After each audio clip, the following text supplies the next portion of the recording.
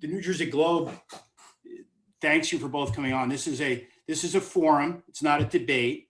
I thought it'd be a good opportunity to just get candidates together because of the coronavirus pandemic. Everybody's been limited on campaigning, and in a normal primary, all of you would know each other really well. All of you would have made lots of joint appearances and not necessarily debates, but lots of joint appearances at the same events. And we didn't get to see that yet. And I think in a primary, that's important to voters too, because you're auditioning for a chance to compete for a seat in the general election. And I think members of a party want to see how candidates do in this forum with other candidates. I should note that invitations went out late. I didn't invite anybody until Thursday morning. I understand that it was short notice. I appreciate the three of you for joining. We invited all 5 candidates. Amy Kennedy's campaign staff said she had a conflict, and Will Cunningham's campaign manager said he would only participate if Amy was on. So it is just the 3 of you, and I thank you for being there. And I've sent invites to them, and if they're watching or their staff's watching, they should feel free to jump in at any time. Let me start off the discussion by just asking, what is this race about? Is this about Donald Trump? Is this about Jeff Van Drew? Is this about your own campaign? And why don't we go? I always thought it was best to go in reverse alphabetical order, since I was always last. So, Bob, why don't we start with you? Well, I think this is about my campaign and what I'd like to accomplish as a congressman for the 2nd District. And my 3 priorities were, number 1, protecting the national security of the United States. Number 2, ensuring that all laws passed by Congress are fair to all of our citizens. And number 3, looking out for those who will follow us. Those are my benchmarks. So that's what I would like to accomplish as the congressman. And quite frankly, with respect to the first, I believe that throughout this campaign, scant attention has been paid to national security as an issue, even though the pandemic was a national security flaw. And so again, that is my top priority. It's about what I would like to accomplish. It's not about Trump. Okay, and John, if you. Yeah, for me, and thanks for having all of us here. And yes, I'm really, I think that we did get to, that we feel like at least I feel like I know each person here, because we have seen each other on the trail. And I've enjoyed meeting everybody and getting to know everyone. And I feel that I guess the most important thing for me and why I'm here is democracy.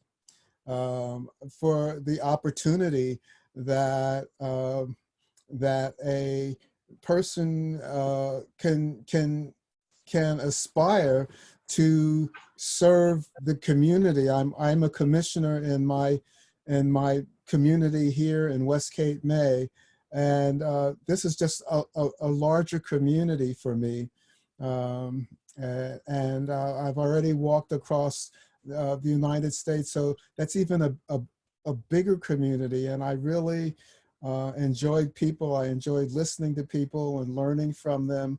And I hope that I can bring my sensibilities. I believe that people are so much a part of the environment and how we treat each other, that I learned that from walking across the country. And I hope that I can bring that sensibility to serve my district in the Congress. And that's what's important to me. Great. And Bridget?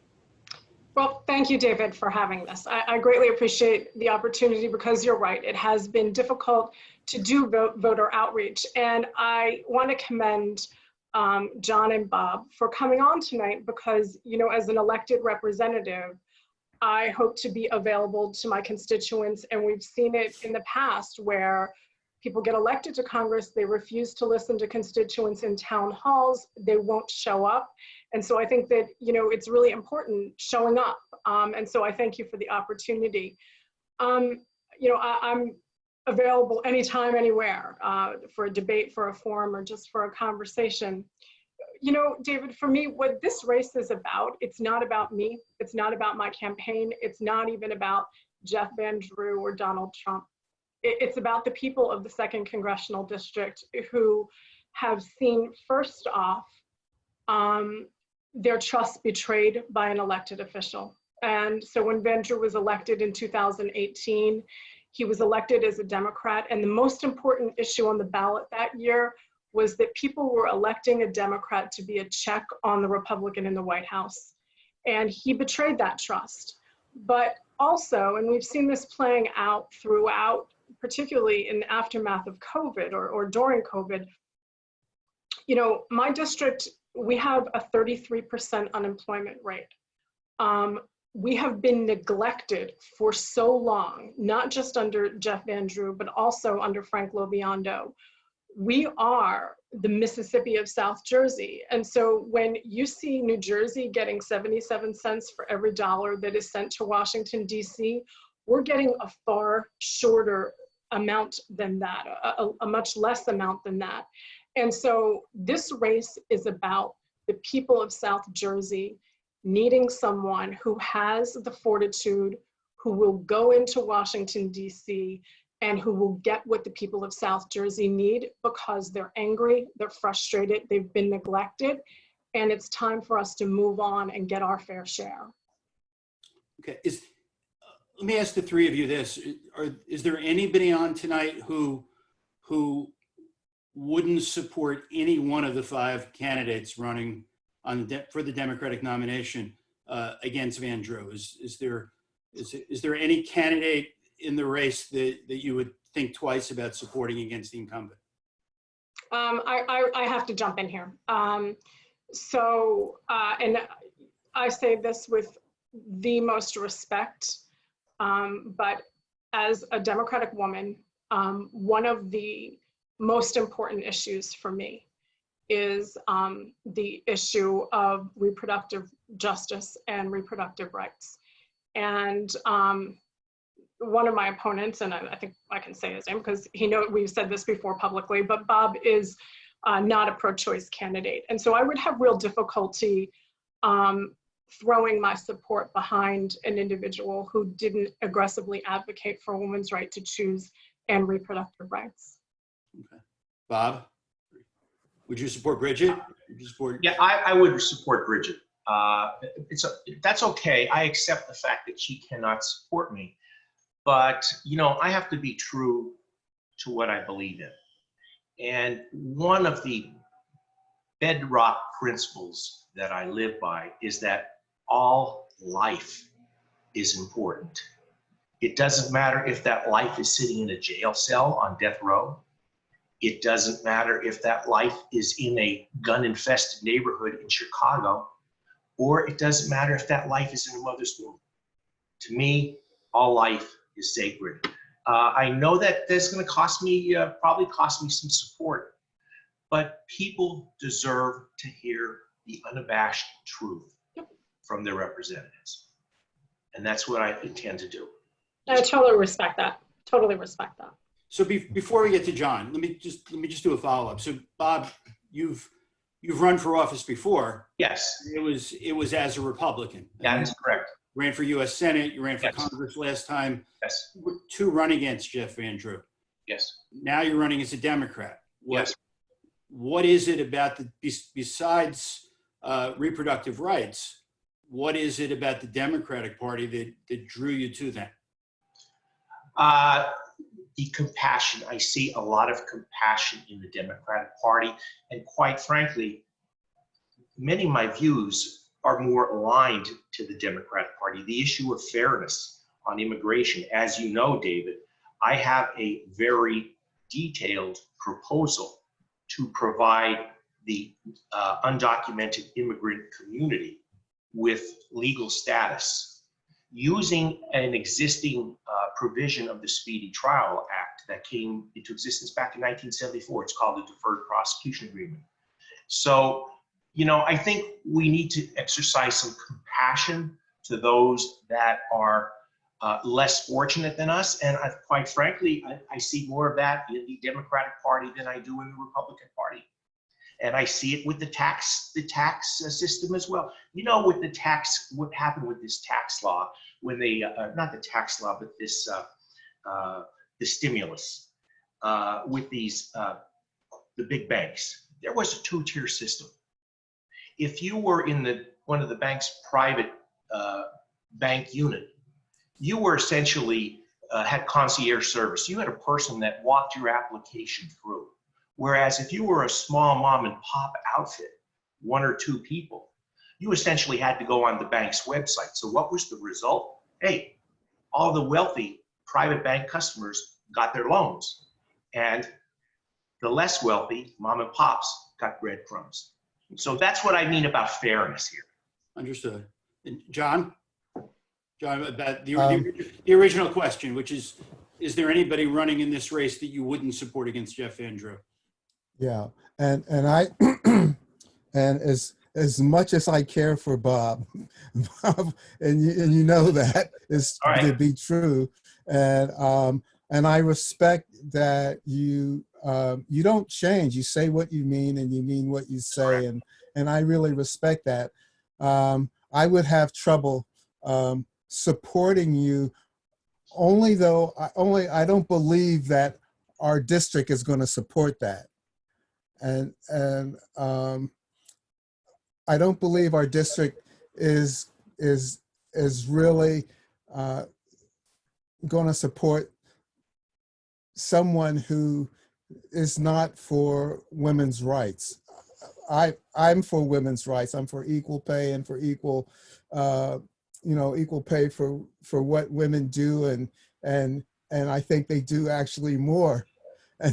And some, I mean, carrying for 9 months and raising kids, it's a big job. I believe they should have the choice to do what they feel is right for them. I don't think I could speak for women in that way. So if you were nominated by this district, if you were nominated, I would support you, and I would hope that you would listen to me and we could talk about your beliefs, because I don't want to necessarily become a Republican like our friend did, or and I know that you're a Democrat now, Bob. I don't want to become a Republican, but I certainly want to be able to work with them, and I believe that's really that we have to really respect each other. We have to really learn to listen to each other and care about which we all think about, care about how we feel about things. It's not just, yeah, it's this way or that way or my way or the highway. No, you're all part of this. We're all part of this together. So yeah, I have some reservations, Bob. If you were not the nominee, I would support you because I'm supporting a Democrat, and there's some things that Jeff Van Drew, did not support, like gay marriages and that gender equality, gender equity, those kinds of things are really important to me.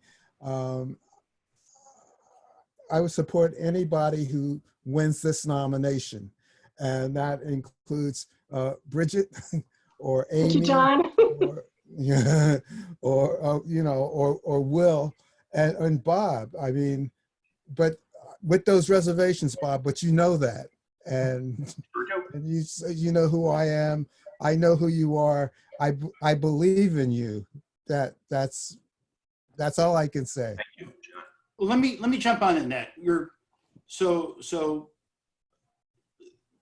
the candidates in this race appear to have moved more to the left than I've seen Democrats in the 2nd District campaign over the years. this district it elected Jeff Van Drew last time as a Democrat, but as clearly a right of center Democrat. For 24 years before that, it was Frank Lobiondo. For 20 years before Lobiondo, it was Bill Hughes, who was a centrist Democrat. Do you think this district, now that many of you in the race, not Bob, but the other four candidates have moved more to embrace a more progressive position on national issues, does that hurt you for a general election? Is this district one that's going to elect a liberal Democrat? I believe that we are in one of the most conservative areas of the state of New Jersey. And it is going to be more difficult. I'm not saying it's going to be impossible, but I am saying it's going to be more difficult to have an extremely progressive candidate prevail in the general election. That's why I believe I'm probably the best candidate, because I am probably the most moderate candidate of the five. Okay. Bridget, do you agree with that? So I would, I guess, object to the premise of the question. So I think that on key issues, this district, first off, is the bluest of the frontline districts. In this district, Democrats out-register Republicans by about 17,000 votes, and the demographics are shifting so that this district is becoming bluer. The population centers that are growing are becoming more and more Democratic. Well, even though Donald Trump carried the district? Sure. So Barack Obama carried it twice, and then Jeff Van Drew carried it in 2018. And so where I see this district ideologically, when you look at polls, when you're looking at things like social issues, whether we're talking about legalization of marijuana, or we're talking about reproductive rights, or we're talking about gun violence prevention measures, you see upwards of 70% of individuals in the district, voters in the district, favoring those policies. So then the question is, why did they vote for Donald Trump? And the answer, I believe, is that we have a disproportionate number of people in this district that have been left behind in the economy. And so the common thread between Barack Obama on the one hand, which people in this district voted for twice, and Donald Trump, was that they both spoke in very different ways, admittedly, but they both spoke to people who had been left behind in the economy.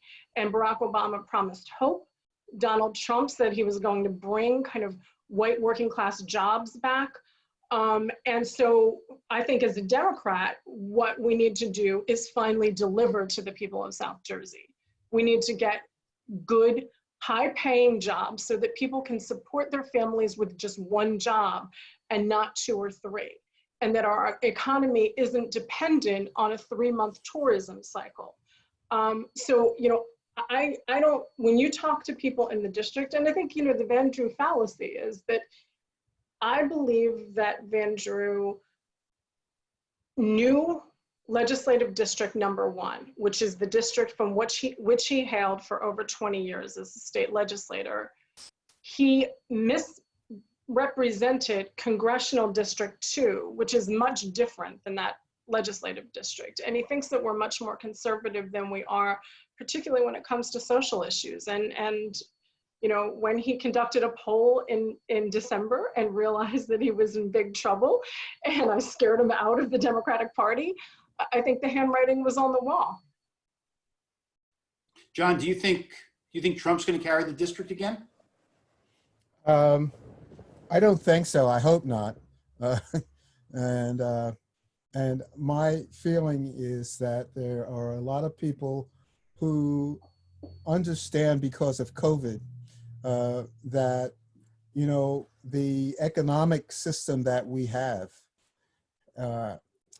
is inadequate for protecting us, for number one, raising us out of poverty, but even for those who are not living in poverty, the economic system, the way it's set up, is not able to protect us from the kind of unemployment that we've seen go across the nation. And I think people are looking for progressive ideas. I think Medicare for All, for example, doesn't seem so silly and so progressive when people who have worked very hard for their many years find themselves without medical insurance because they don't have a job. They've lost that job. And I think that we're looking for something that's going to be able to not only raise us and raise the people out of poverty, out of this poverty, but give them some sort of robust social network that they know is going to be there, and not that, oh, maybe the president will throw us, you know, some stimulus money when things go bad, because that's doesn't seem to be as efficient as something that would be in place, and that we understand, hey, we're going to be okay if this happens again. And I believe it will happen again. I want to ask about one of your opponents. Amy Kennedy has raised the most money in this race. She has the organization line in Atlantic County, which is about 41% of the primary vote if the line holds. And she's made she's attached herself to probably one of America's most famous families. Do you think the Kennedy brand plays in South Jersey? Does the legend of John F. Kennedy and Robert Kennedy and Ted Kennedy, does that transfer to Amy's campaign for this nomination? And I'll go. So, I mean, there's no denying that there is. I'm shocked that you're going to go. Yeah. I mean, there's no denying that, sure, you know, would we be even having this conversation, for example, David, if her name was Amy Schultz? The reason that she is in this race, the reason, you know, here's a person who really never expressed an interest in politics, but suddenly believes that she should be in the House of Representatives. And from my perspective, as a person who has worked hard for every advantage, I think that a lot of people in South Jersey look at Amy's candidacy for what it is. And, you know, I'm Irish Catholic, grew up, you know, revering the Kennedys, but there's a difference here.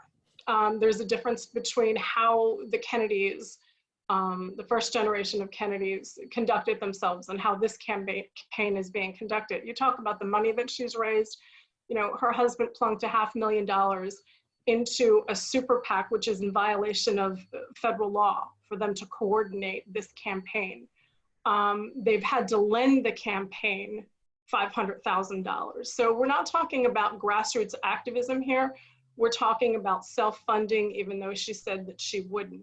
We're also talking about a pattern of behavior that, frankly, I feel like many of the kind of traditional Kennedys that we've come to admire would find abhorrent, particularly when we're looking at them making contributions to Republicans who have attempted to dismantle the Affordable Care Act, Cassidy and Rob Portman, through their parity PAC.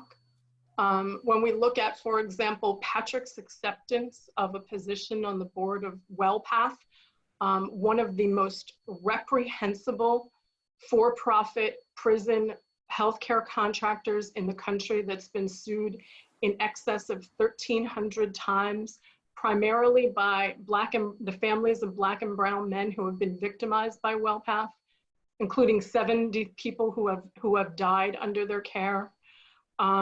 You know, we just came across in Amy's most recent FEC reports, during the height of COVID, in April 6th, I think it was, of this year. So this is even before testing had landed in Atlantic County. Amy or Patrick or whomever, somebody was in Washington, DC, probably collecting those checks from Washington lobbyists and taking an $800 limo ride. I mean, do you want to talk about, you know, my neighbor across the street is out of work, hasn't had a paycheck since March. And this woman is taking an $800 limo ride around Washington, D.C. in the height of COVID when our neighbors are lined up at food banks. But do you know it's a, do you know, is it a limo or is it a? It's I'm sorry, it's an $800 charge. And all we know is the description that is provided. It's a limo company. It's in Washington, D.C. After she took, or whomever, you know, it just is an Amtrak fare down to Washington, D.C., and then an $800 charge at a limo company. So, I mean, she can explain that. You're welcome to ask her, you know, maybe it is a bus. I don't know, but it was on the 6th of April, and it's in Washington, D.C. So, you know, there's a nice subway system down there. There's Ubers and taxi cabs. In any way, your question, David, was, is the Kennedy brand something? Sure. I think that particularly for voters who are over, I don't know, 60 or 65, perhaps there is still the hearkening back to Camelot. But I also sense that boots on the ground, there are a lot of people in South Jersey who are sick and tired of legacies. They're sick and tired of people who were born on third base or married onto third base and think that they deserve to have the red carpet rolled out just because of their birthright. They're sick of unearned wealth, like Mr. Trump's dictating the day. And I think that at the end of the day, hard work, perseverance, nose to the grindstone, that's the kind of stuff that plays in South Jersey. Okay. Jonna, you look anxious to answer. Well, you know, I think that the Kennedy name does play. It's, you know, that's, if I had, my name was Kennedy, and I looked a little bit differently, I would, you know, maybe I would push that out and say, hey, look at me, I'm a Kennedy, but my name is Francis, and I don't have a limo. I walk a lot. And so that's okay. I mean, yeah, her name does play, and I'm not holding that against her. She should use whatever asset she has to reach people that she needs to reach. Bridget would do that. Bridget has a wonderful story, and Bob has a story, I have a story, and that's all we have, really, are our stories and what we want to do, you know, and we each have something different, and we each bring something different to the table, different experiences. I think people will see the name for what it is and the money for what that is, because doesn't really matter how much money you have. We've discovered that in this presidential primary, where someone could spend as much money as, you know, just beyond our comprehension. And it really doesn't matter. At some point, it's going to be who you are and what you represent. And so that's all I'm running on. And I don't behold anyone any ill feeling for Bridget for raising more money than I have, or Bob for being able to fund money that he has. It's just who we are, you know. It's just who we are. I understand that we need some money in order to get some name recognition out there, but hey, you know, we're born with those things. Let's deal with them. Bob, what do you think? Well, you know, I think, quite frankly, candidly, I think the voters of this district are focusing too much on a name and not on qualifications. To me, the best indicator of future performance is past performance. The best indication of what you're going to do in the future is what you've done in the past. So in that respect, I would like to compare what I've done with what Ms. Kennedy does, name recognition aside. Yes, her name will play in this district. I spoke with many voters over the past several months, many voters. And some voters are starstruck. Other voters are completely repulsed. And those are the two genuine responses that I'm seeing when I'm speaking with people. But I believe that the voters really need to educate themselves on the qualifications of each candidate, not the name, the qualifications of each candidate, and what their positions are on the issues. Those should be the deciding factors in deciding who to vote for. Okay, now, one of the things that looms large in this race is the organization support. So some candidates say that Amy Kennedy is running on the family name, and Amy Kennedy and other candidates say that this is about an organization lining up behind a candidate and giving them the organization line, and giving some candidates, Bridget, you have the most lines. You have 6 organization lines out of 8 counties, and it gives you an advantage. Some say it's an advantage that you can't quantify with dollars. It's a voter history of people going in and voting for who the organization backs. How do you answer the criticism that you might be you might owe something to the party leaders that brought you this far in the nomination process?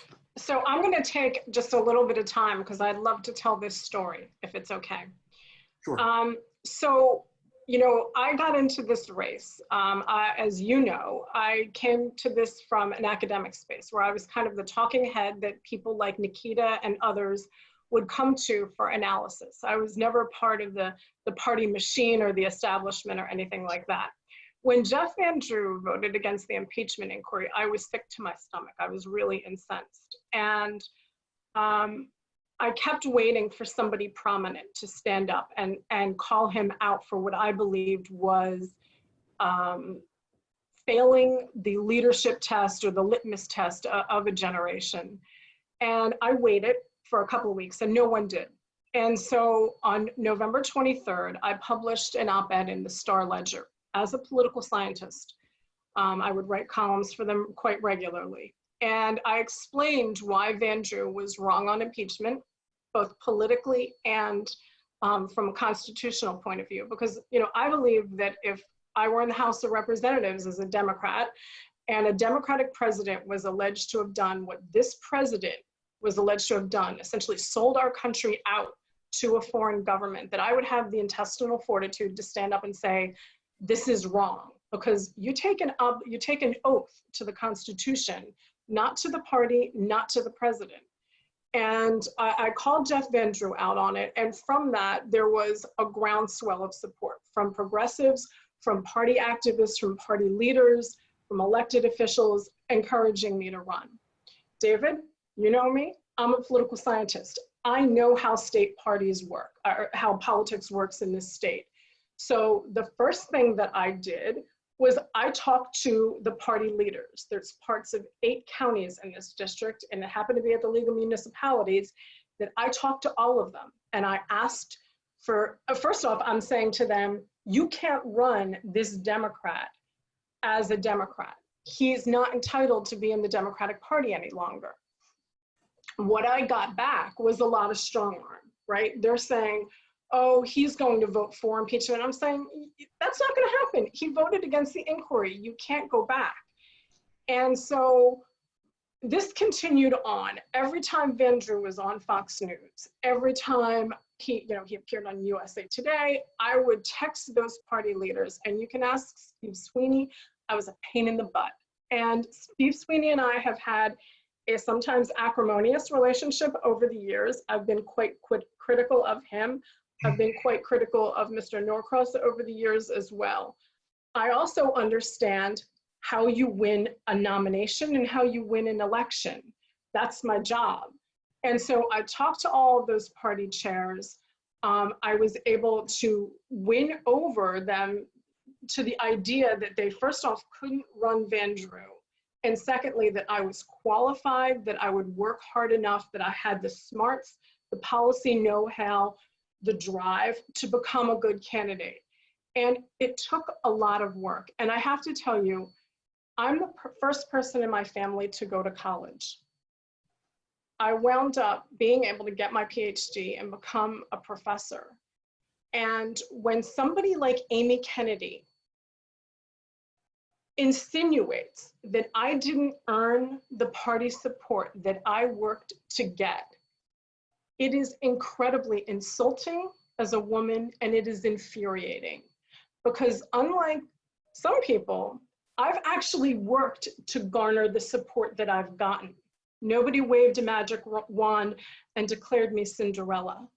And so perhaps people who haven't worked don't understand that, but that's how I got to where I am. And it doesn't make sense in my mind to alienate members of the very party that we have to bring together as Democrats in order to win. It doesn't make any sense when I'm endorsed by Senator Booker, who I've known since he was mayor of Newark, or Senator Menendez, that you call those nominations or those endorsements rigged or corrupt. Those are people that you're going to be working with. So, you know, in my mind, it is really sour grapes. I know, for example, that Mr. Kennedy reached out to Mr. Norcross and tried to get him to support Amy. It didn't happen. And then I was told by some of the party chairs that they believed that the party should have rolled out the red carpet for Amy. When the party didn't, there's a little bit of sour grapes. And, you know, then they lash out and now they're running against this corrupt South Jersey machine. All you have to do is Google me, and you have a record of 25 years of everything that I've said, everything I've thought publicly, and everything I've done. And I will hold my record up, and I'm proud of it. No one is telling me what to think. No one's telling me what to say. No one's telling me what to do. I'm 55 years old. I have my own voice. No one's behind me, including my husband, telling me what I should be doing. Okay. And John, you come at this race from a different perspective. You're the only one you're the only one of the five candidates that's held public office, but you hold public office in a municipality that has nonpartisan elections. So you have no experience at all with organization lines. What do you think of the value of the line? Is it something to be revered? Is it something that Democrats should consider getting rid of over the short or long term? I mean, I think that probably, as Bridget thinks, that it's a reality, and dealing with the reality, that's what she's going to deal with.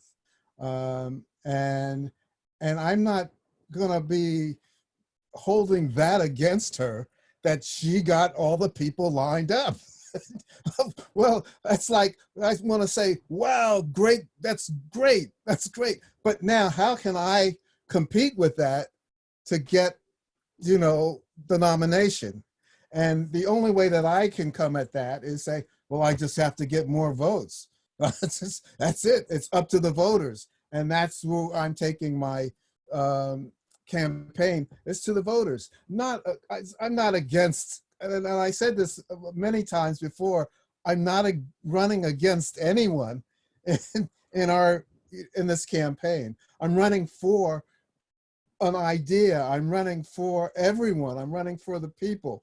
And that's all. I mean, whoever wins, they win.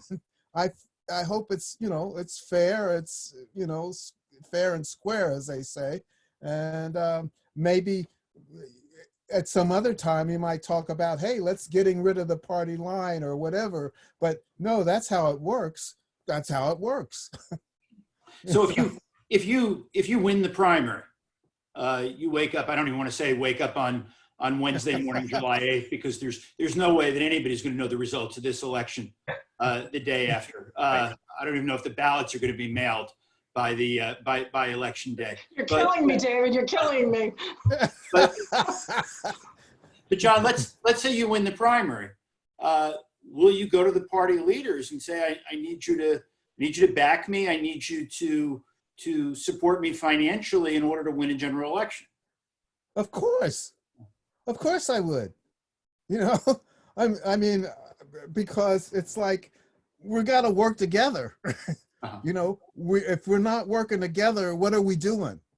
You know, I served as an ethical advisor for a demonstration. And it's really interesting. In 2006 and 2005, there were two demonstrations called Strong Angel. And they brought together the Department of Defense, NATO, lots of armed service people who were still active duty, and Google, Microsoft.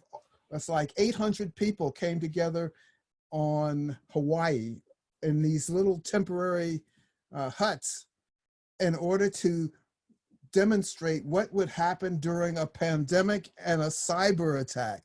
And I was the ethical advisor. And the ethical advisor's sole job, I was just exploring this and researching the role of the ethical advisor. Their job was to remind people that during this pandemic, during this catastrophe, we had to put aside our politics, our religious agendas, our corporate agendas, and not look for market share, but just focus on the mission. And once, if I were to wake up in the morning and find out that, man, I have won the nomination, I want to put everybody together and say, okay, let's focus on the mission. And I bet you that's exactly what Bridget is going to say she's going to do. And that's what she just said. And I know Bob is going to do the same thing, because we're Democrats. and this is the Democratic primary. So Bob, you have a special, I guess, a unique experience in this. I think you're the only, not only just the only candidate in this race, but the only one that I can remember in a long time who competed for a line, won a line, and then didn't get a line. Right. The line that he won. So that's a story for another day. But given your personal experience, you're a former FBI agent, and you've always come across, you've always approached these campaigns from a highly ethical standard. What do you think about the role of organization lines and party bosses or party leaders in primary elections? Okay. With respect to Bridget getting the party lines, she should not be criticized for trying to get the lines, because she's dealing with the cards that she's dealt, and she's operating within that framework. Now, with that said, do I think this is a good system? Absolutely not.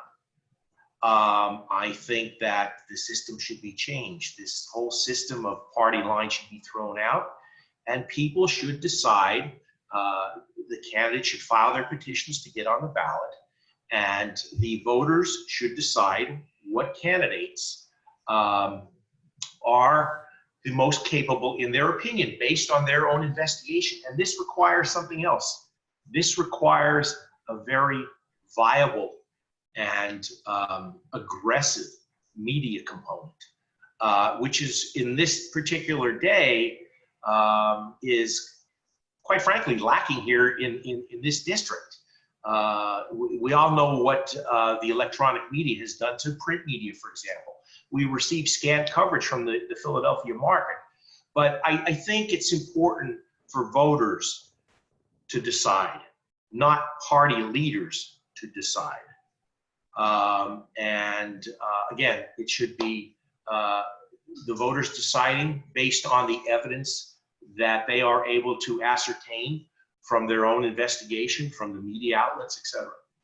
So let's go back to that for a second. So there's only been one formal debate. Yes. In this campaign so far. It was at Stockton University. Yes. Last week. And you and John were not invited to participate in that. That's correct. Should debates be open to everybody? Tell me how you feel about that. Well, here's the situation that I relay to the gentleman that conducted that debate. When you have individuals that have the support of the political organizations, and you have other individuals that have, let us say, wonderful financing, to put it mildly. It puts the rest of us at a competitive disadvantage. It makes us that much more difficult to launch and launch a sustainable campaign. So that's why I was saying to the Mr. Frugian with Stockton that you should allow all candidates to appear. Now, his retort to me was that, okay, this was based on individuals that filed financial disclosure reports.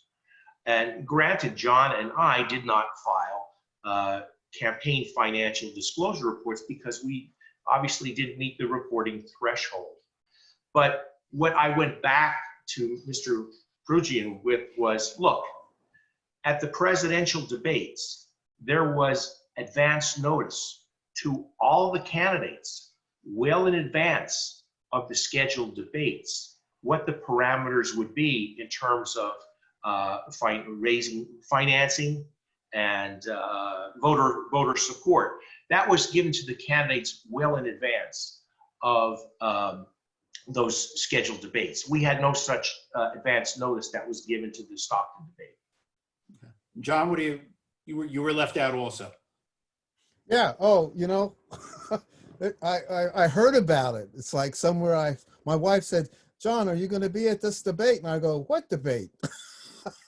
So that's how I heard about that debate. And yeah, I would have liked to have been part of it, but I thought there was some, you know, I figured maybe there were not, I didn't get 10,000 or 20,000. The polls didn't show me or whatever. And so they just kind of dropped me out of it. And of course, I think that there was just 5 of us. I think we all should have been invited. Yes. But what do I say? You know, that's just how it is. I would, if I have the opportunity, I would work toward making it so that everybody gets invited to those debates. And it's like, you know, we talk about financial, whatever the threshold is, that everybody knows what the thresholds are before the debate shows up.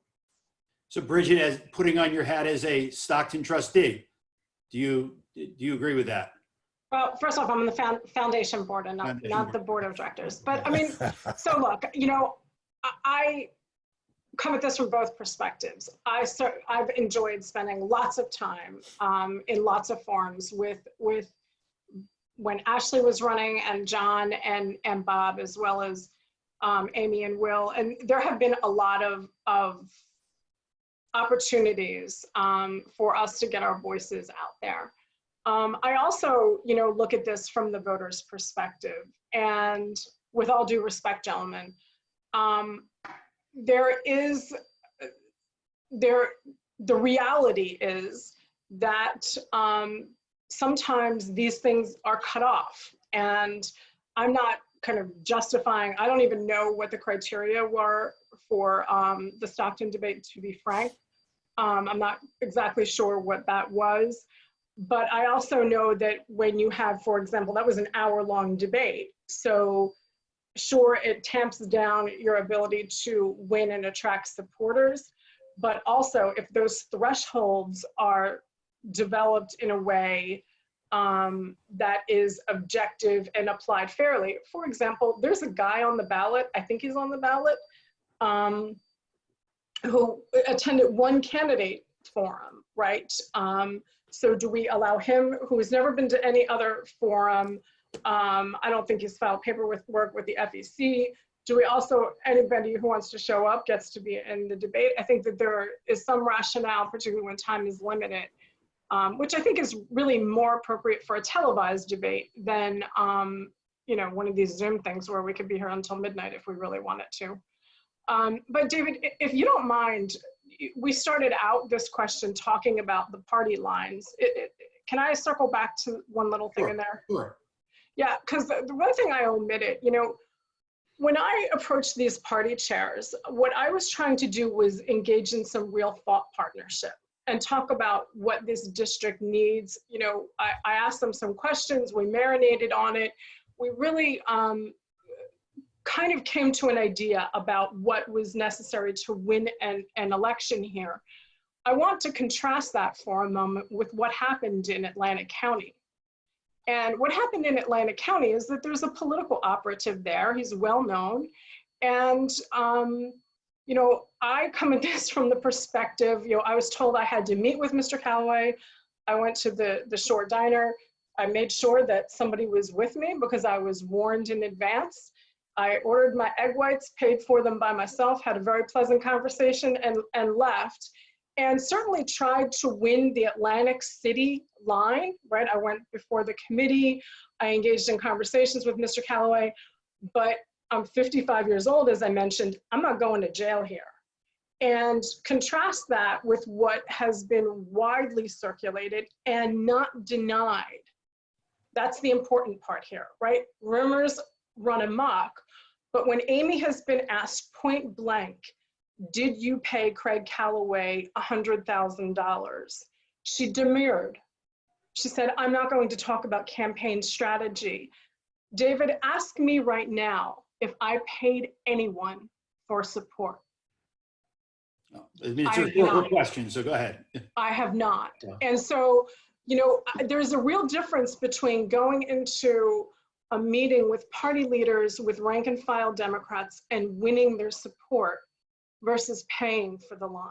And, you know, that in my mind is really problematic, criminal perhaps, and can't be justified. That is what really, I think, sets us apart here. Yeah. So I have this, John and Bob, did you meet with Craig Callaway? Did you have any discussions with him? I would not have any dealings with Craig Callaway. I know Craig Callaway's history. I would 100% disavow any contact with Craig Callaway. So if you were to win the primary on July 7th or whenever it'll wind up being, Thereafter. Would you need as a Democrat in a district that has been Republican leaning for several years, you'd need a nice margin out of Atlantic City in order to win. Would you figure out a way to work with the Democratic organization in Atlantic City in order to get their votes? I would work with the Democratic organization. I just would not work with Craig Callaway. But he is the organization, isn't he? No, there are other members of that organization besides Craig Callaway. But listen, I know his history. I just do not want to be involved with the gentleman. So I have to ask this question, and I don't expect you can answer it, but when you say you know his history, do you know it from what you've read and heard, or do you know it from your former vocation? No. I know it from what I've read and heard, not the former. Okay. John, what about you? Would you ask Craig Callaway for his support? Personally, will I go to that person and ask for support? Yeah, I would. This is Democrat. Sure, I would ask for. I asked for. I asked for Republicans to support me. So I'm not just looking like. I don't know why we think that just Republicans or Democrats are going to vote for Democrats and support Democrats, and that Republicans aren't going to see that, hey, maybe we should support this person. Because not because he's a Democrat or he's a Republican, but because they're a good person. That's who we want.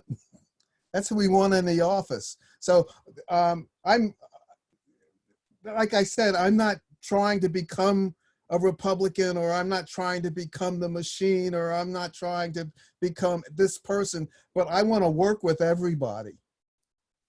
You know, that's it. Okay. So with respect to what Bob knows or feels, and with what Bridget has, I respect all of those things that they say, and that means I might keep my eyes open and my ears open as well. But I want to work with everybody. So are you saying there's a difference between working with somebody and asking for their help and then paying them for their help? Yeah. Okay. I think. Okay. Bridget, if you get the nomination and you need votes out of Atlantic City, and you've been in Atlantic County for years, and you ran for freeholder there 25 years ago, so you know how Atlantic County works. Are you concerned that if you don't play the game in Atlantic City, you can't get the votes there to win a general election? You know what? First off, I don't think that that's true. But also, you know, I had a really interesting conversation, David, where there's a gentleman, I don't think he'll mind my saying this, his name's Jerome Page, and he ran for mayor of Pleasantville. And he's an honorable person. He's supporting my candidacy. I'm really proud of his support. He's involved in a lawsuit right now in which he and other people from the town of Pleasantville are undergoing a lawsuit with Craig Calloway, where there have been sworn affidavits indicating that Mr. Calloway owned a sealing machine so that he would unseal ballots and reseal them. When Mr. Page ran for the mayor of Pleasantville, he was working with the Calloway organization, and it turned out that the Calloway organization kind of double-crossed him. And a week before the election, he learned of this, and he said to his wife, "I don't want to win this election." And the reason is because, you know, I'm a political scientist, and it may sound really dorky, but like, I take this stuff seriously. This is what I've dedicated my life to, right? I believe in democracy. I teach kids about democracy. I try to inspire people to be active participants in their democracy. And I surround myself, my campaign staff are true believers. And, you know, if it means being corrupt or being elected, if it means being corrupt in order to be elected, I'd rather not be elected than be corrupt.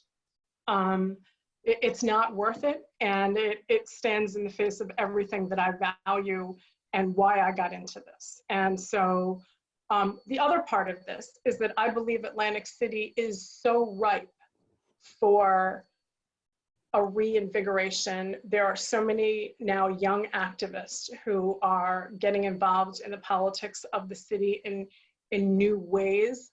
And I understand that, you know, Mr. Calloway is good for the votes that he's able to deliver to whatever candidate pays for him for them. But I also believe that there are workarounds, and there are good people on the ground who are doing the right thing. Okay. I know I promised you I'd only keep you an hour, and we're inching up on that. So let me ask this question.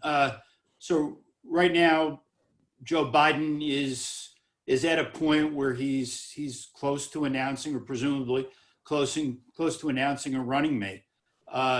Who should he pick? Who would you recommend him if he were to call you after this, or if he's watching now, and he's not, because I'm looking at my attendees and I have an NJTV David Cruz type numbers here in terms of tens of people watching us, but hopefully they'll see it more when it's uploaded to YouTube and it's on Facebook. I don't see those numbers yet, but if he were to call you right now and say, who should I pick for vice president, what are each of you going to tell him?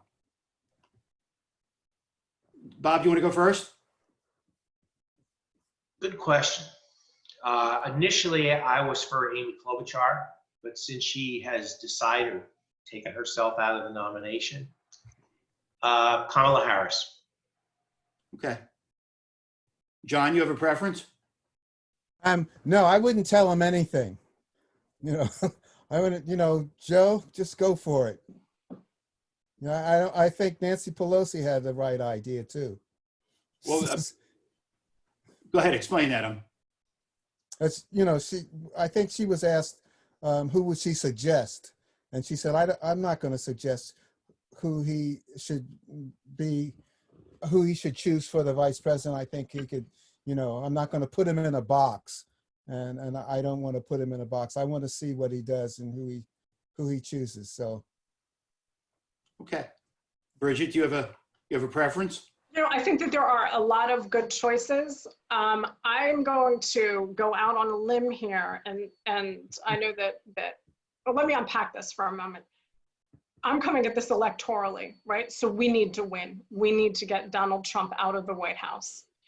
And what that means is that we, like I in South Jersey, need to build a coalition.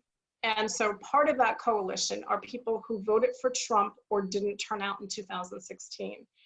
And if we want to get Joe Biden elected, how about somebody like Stacey Abrams, who, an African-American woman, brings a whole passionate constituency, right? Some evidence suggests that African-Americans, particularly African-American women, there was a little bit of an enthusiasm gap in 2016. If we can get them excited about the Biden candidacy, that increases Democrats' numbers. But the other part of this is that we want the South on board. It's likely that Joe Biden's going to win California. There are a multitude of women that would be fantastic. I really hope that at this particular point in our history, that he chooses a Black or brown woman, because I think that first off, that sends the right message about all of the hatred, all of the misogyny that we're seeing play out in this administration. But I also think bringing a Southerner on board brings some of those Southern Democrats back into the Democratic fold. Most important thing, though, is picking somebody who can help him win, obviously. Okay.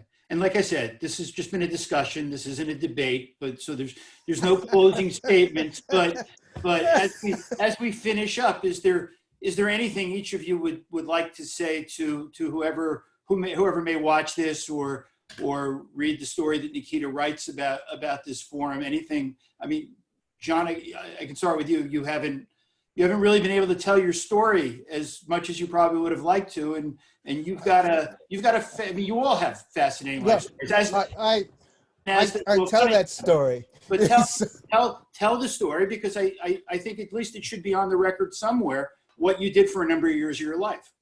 Well, okay. And then I'll end up with what I wanted to say. Okay. I saw an oil spill in California in 1971, and it really bothered me so much that I ended up giving up riding in automobiles and flying planes, anything with a engine, and I walked everywhere.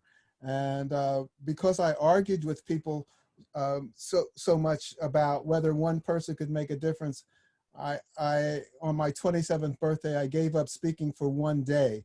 But during that one day, living in this little town, I realized that I had stopped listening to people. I didn't listen to people at all. I just listened to them a little bit to think I knew what they were going to say. And then I would immediately stop listening to them if it's something I didn't believe or I didn't hear, I hadn't heard before, or I just would think about what I was going to say back to them to show them that I was smarter, they were wrong, I was right. And I realized in that moment that I had stopped learning, because if I wouldn't listen to anything new or different than what I believed, how was I ever going to learn anything? And so I decided I was going to be silent for another day, and it ended up lasting 17 years. And I walked across the United States, and I like to say, because it was true, the red states, the blue states, purple states, and I played the banjo, and I should play the banjo now. I played the banjo, and people invited me in their homes, people with guns on the wall, people who had, Confederate flags, and I listened to them. And I, slept in their houses, and I felt very safe. Eventually I got to the East Coast. I did have some instances though, where I was, which you can read in my book, Planet Walker, but I got to the East Coast after stopping at different schools along the way. I taught in Montana, got my master's, a PhD at Wisconsin in environmental studies. I wrote on oil spills. Exxon Valdez happened, and I was the only one studying oil spills at a PhD level. And when the Coast Guard called and asked if I would help them, but I didn't answer the phone because I didn't talk. and so eventually, I got to the East Coast, and I started speaking because I had something to say. I was on Earth Day, and I wanted to remind myself that I was going to now speak for the environment. And the environment for me, which had started out with about pollution and loss of species and habitat, had changed to be about people, because I realized that people were part of the environment, and how we treated each other was really our first chance to treat the environment in a sustainable way, or even figure out what that meant, and that how we treated one another was going to manifest in a physical environment around us. So if we exploited each other, if we oppressed each other, if we did all these kinds of things, we fought these wars, it was going to come out. And we were going to come out now. We can look at climate change. We can look at COVID-19. We can look at air pollution. All these things are the outward sign, the outward expression of who we are and how we treat each other. And so environment for me became about human rights and civil rights and gender equality and economic equity, education equity, all the ways we relate together. And so I believe that we really need to learn how to cooperate. We really need to learn how to care for each other and practice kindness and actually love each other, so that we can, in a pandemic or in whatever happens, it's like how we treat each other as individuals, as communities, as governments, as nations, that we'll be able to survive as a species, and we'll make this world the best world that we could make it. I mean, because already it is. If you just look around us and see how we're blessed with so many wonderful things, and how we're blessed with so many different people and each other, it's just like, oh my God. And so I just want to say the one last thing: Black lives do matter. And you know, when I say that, I mean all our lives matter. But we really have to work on that. So come on, let's do that. Okay, thanks. Bob, you have a great story too. Well, you know what? My story compared to John's is boring. It is, Bob, you know that. But look, if John could convince the Congress to not speak for 17 years, would you endorse him? are you kidding? Good, I'm sorry, I cut you off. Sorry. Well, listen. Here's a little. Give you a little blurb about me. And a lot of people don't know about me. I was the product of the coal regions of Pennsylvania. My mother and father were blue collar. And 2 weeks out of high school, I joined the FBI right in the midst of Hurricane Agnes back in 1972. A few months later, I went to night school while working full-time during the day for the Bureau. Got a college degree, went to several places throughout the country on an Indian reservation, down in Virginia, out in the Midwest, doing financial type investigations. Became an agent, went to New Orleans for a few years, was transferred to the New York office. Had a great career as an agent. My biggest case, I put 33 people in jail on a bribery racketeering case. They promoted me to supervisor of the public corruption squad in New York City, which, if I'm not mistaken, is the same squad that was responsible for prosecuting Mr. Trump's lawyer. I then moved over and I supervised the government fraud squad for a number of years. And that gave me a panoramic view in terms of how all these different government programs operate and how they're defrauded. It also included environmental crimes violations. It also included antitrust matters. It also included bankruptcy fraud. So I had a whole panoramic view of government operations. 9/11 hit. I was across the street from the towers when they came down. My last year in the office, Pat DeMuro, who was then the head of the New York office, asked me to go over and head up one of the terrorism analytical squads, and which I did my last year. I retired from there after 32 and a half years. I went over with JP Chase. And that was a different animal, because when I was in law enforcement, you know, it was protecting the country and putting people in jail. But when you got to Chase, JP Chase, I was a liaison contact between the bank and law enforcement. But beyond that, I did or conducted a number of fraud investigations where many senior citizens were losing their shirt. And so that gave me a panoramic view of the financial services industry, because I dealt with all the lines of business: private bank, commercial bank, treasury security services, retail. But I have a little story to tell. Even though I was no longer with Chase, I'm still making phone calls on the campaign trail here.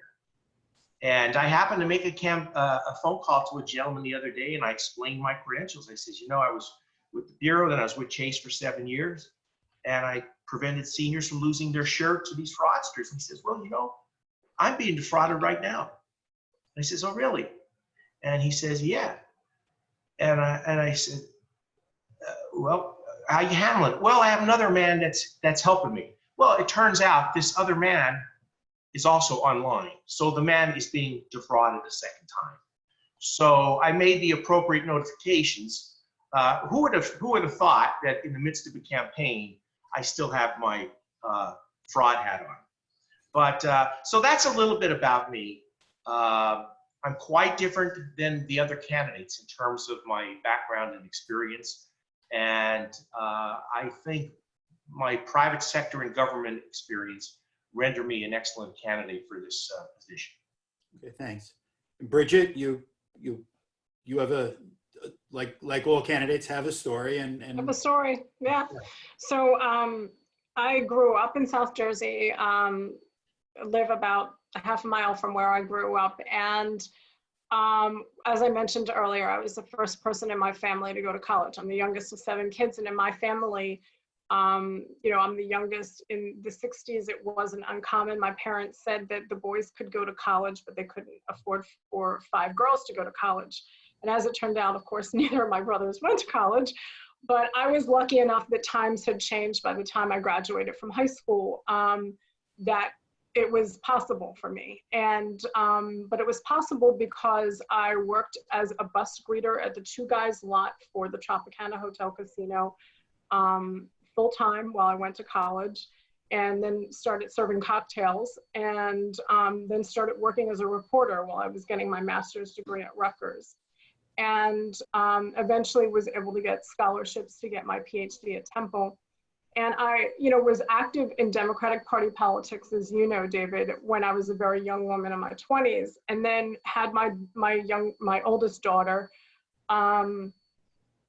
and got my job at Montclair. And at that point, it was, you know, I'm commuting up and down the Parkway and have a child and have to publish in order to get tenure. And so I really backburnered the kind of partisan politics that I had been active in. But in the early 2000s, I was at a seminar that was talking about why there were so few women who were active in politics. And one of the things that the researchers said was that, you know, this was before the internet age, that little girls needed to see women on television talking about politics, and that served as kind of role modeling. And so I took that seriously, and that's when I started appearing on NJTV, which was then NJN, and talking to reporters. Bridget, I think the screen froze. I'm sorry? Can you hear me? Can you hear me? Okay. Can you see me? Yeah. Okay, good. All right. So, yeah, so then in 2006, at this point, I had 3 kids, and my kids were 12, 6, and 3. My husband was diagnosed with early onset Alzheimer's. And so for the next 4 years, I became a caretaker. And I was basically a single parent, but also taking care of my terminally ill husband. And in the last year of Ken's life, I saw my healthcare expenses. We both, Ken taught at Stockton, and I obviously teach at Montclair. We both had the best health insurance that you could manage, but my health care expenses exceeded $80,000 a year. And, you know, part of my motivation here for running is that no family should face circumstances where a terminal diagnosis means financial ruin for their family as well.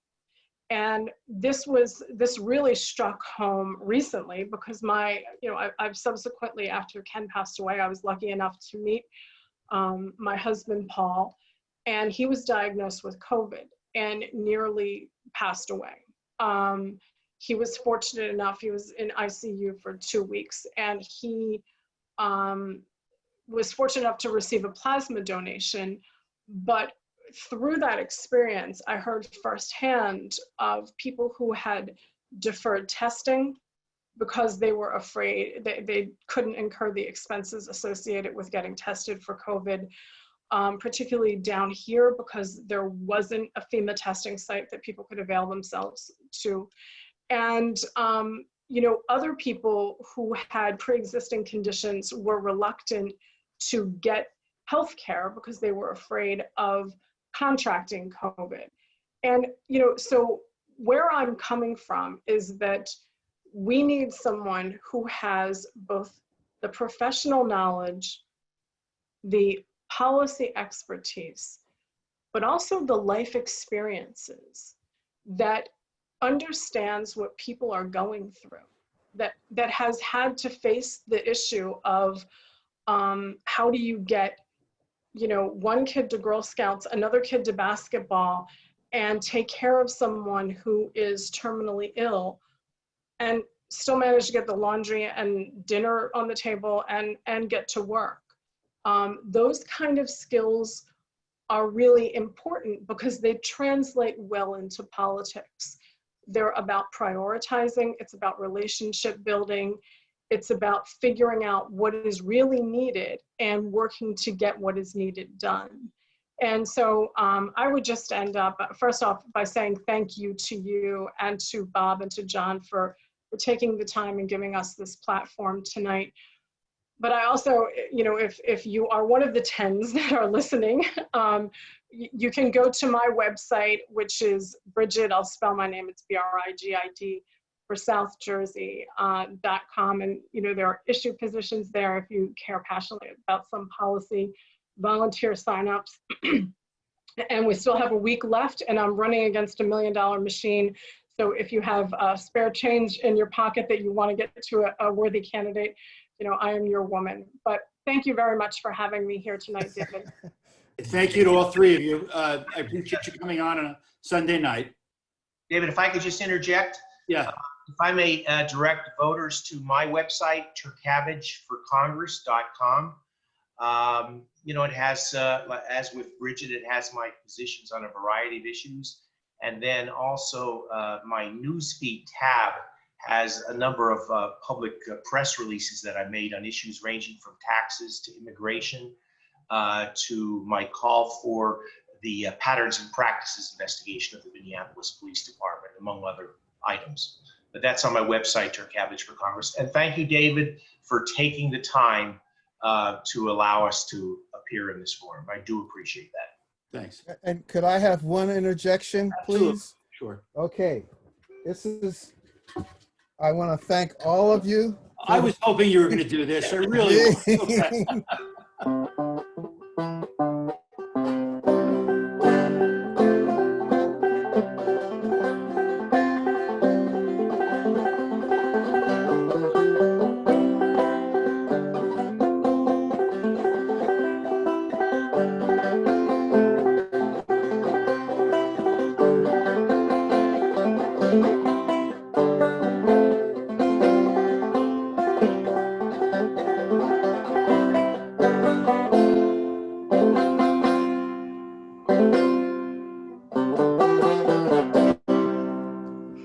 Very good. Excellent. Thank you very much. Thank you, everybody. Just remember, primary is July 7th. You may want to put your ballots in a secure box, not trust the U.S. Post Office. That's just one person's way of thinking. But David, thank you very much. One thing, David. All right, what do you have to play an instrument if you're going to speak again? Well, I was going to go get my accordion right now. Thank you. It's been a pleasure. Okay. Thank you both. Thank you, all three of you. Thank you, guys. Thank you so much. Thank you. Take care. Good night.